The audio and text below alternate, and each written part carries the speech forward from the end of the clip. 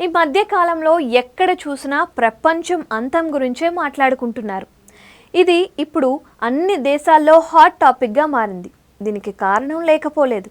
రీసెంట్గా మెక్సికోలో or fish బయటకు రావడం, వేల చేపలు కొట్టుకురావడం, గుట్టలు గుట్టలుగా తాబేళ్లు ఒడ్డుకు రావడం వంటి షాకింగ్ సంఘటనలు జరిగాయి.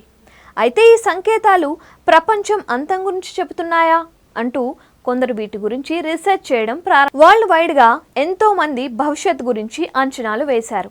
వారిలో బాబా వంగా కూడా ఒకరు. అయితే బాబా వంగాని మగ వ్యక్తి అని పొరబడుతూ ఉంటారు. వాస్తవానికి ఆమె ఒక మహిళ. ఆమె పూర్తి పేరు వంగేలియా పండివా గుస్తేరోవా. అయితే బాబా వంగా అని పిలిచేవారు. 12 ఏళ్ల వయస్సులో తన చూపును కోల్పోయిన బాబా వంగా తన జ్ఞాన దృష్టితో భవిష్యత్తులో జరిగే విషయాల గురించి ముందే చెప్పింది. ఆమె చెప్పిన వాటిలో చాలా వరకు నిజమయ్యాయి. రష్యా ఉక్రెయిన్ యుద్ధం గురించి కూడా ముందే ఊహించారు.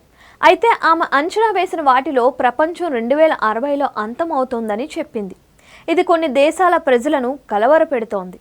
న్యూటన్ తన చివరి లేఖలో కూడా ప్రపంచం అంతం గురించి ముందే తెలిపారు. 2060 ఏడాది వరకు మనుగడ సాగితే అదే సంవత్సరంలో భూమి అంతం కానుందని తెలిపారు.